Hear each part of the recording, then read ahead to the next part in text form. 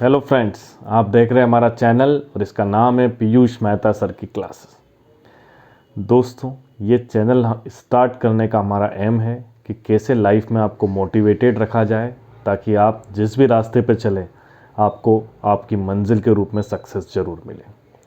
तो दोस्तों, हम लेके आते हैं आपके लिए कुछ कहानियाँ और उन कहानियों से जुड़े हुए मोरल जो लाइफ में आपको कॉन्फिडेंट बनाते हैं, आपकी लाइफ में करेज को जोड़ते हैं और ये मेक श्योर करते हैं कि आप सक्सेसफुल बने।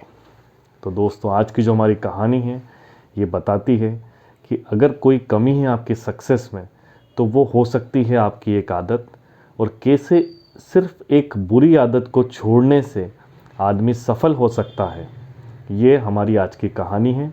तो आप इस वीडियो को पूरा देखें तो आप जान पाएंगे कि हम क्या कहना चाहते हैं।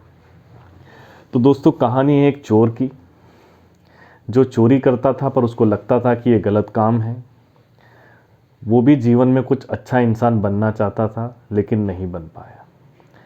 पर अब वो चाहता था कि उसके जो बच्चे हैं वो सम्मान से जिएं, और वो चाहता था कि उसके जीवन में बदलाव हो। पर कैसे? ये सोच ही रहा था कि उसके गांव में एक संत आए। वो काफ़ी प्रभावशाली लगे। वो भी उनसे मिलने गया और उसने बोला, गुरुजी, मैं एक चोर हूँ लेकिन अब मैं चोरी छोड़कर कुछ काबिल आदमी बनना चाहता हूँ। लेकिन अगर मैं चोरी करना छोड़ दूंगा तो मेरे परिवार का गुजारा कैसे चलेगा, ये सोचकर मैं चोरी करना तो नहीं छोड़ सकता। अब आप बताएं कि कैसे मैं जीवन में कुछ बन सकता हूँ। तो उसके गुरुजी बोलते हैं कि बेटा, कोई और बुरी आदत हो तुम्हारी तो उसको छोड़ दो।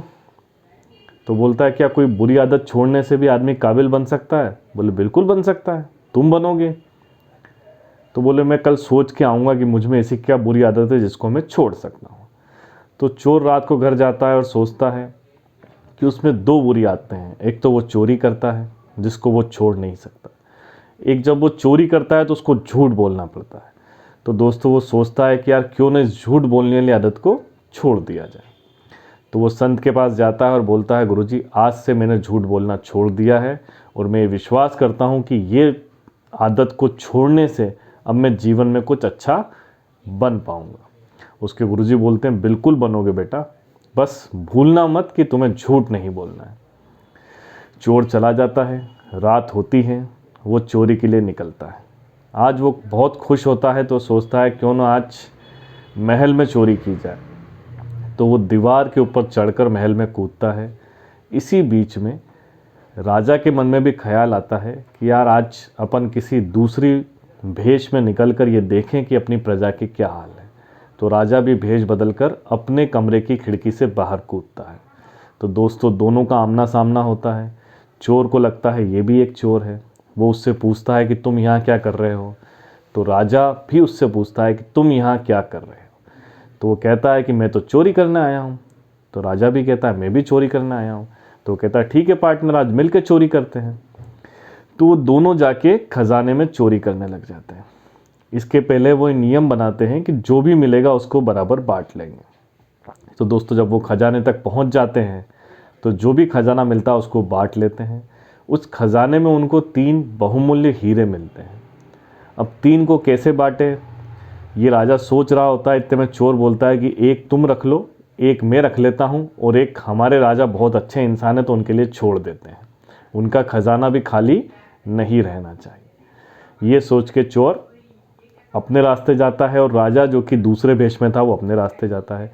जाते जाते राजा उससे कहता है कि यार अपना पता बता जाओ, कल फिर हम एक साथ चोरी करने चलेंगे।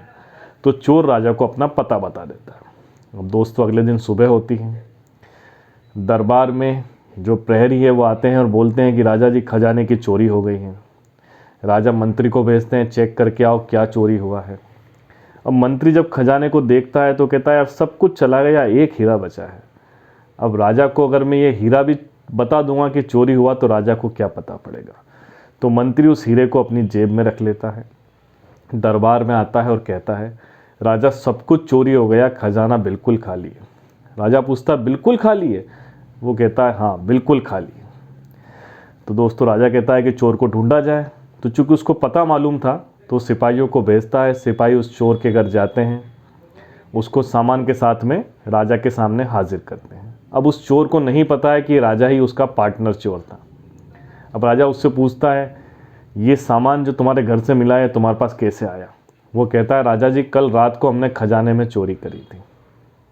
राजा पूछता है, तुमने अकेले चोरी कर ली? बोले, नहीं, मेरा एक पार्टनर और था। बोलता, वो कहाँ है? बोले, वो तो मुझे नहीं पता। फिर बोलता है, खजाने से सब चुरा लिया? तो कहता, नहीं राजा जी, एक हीरा मैंने खजाने में छोड़ दिया था। अब चूंकि राजा को तो पता था हीरा छोड़ा है, तो राजा सिपाहियों से कहता है कि मंत्री की तलाशी लो। तो मंत्री की जेब में वो हीरा मिल जाता है। राजा उस मंत्री को जेल में डाल देता है।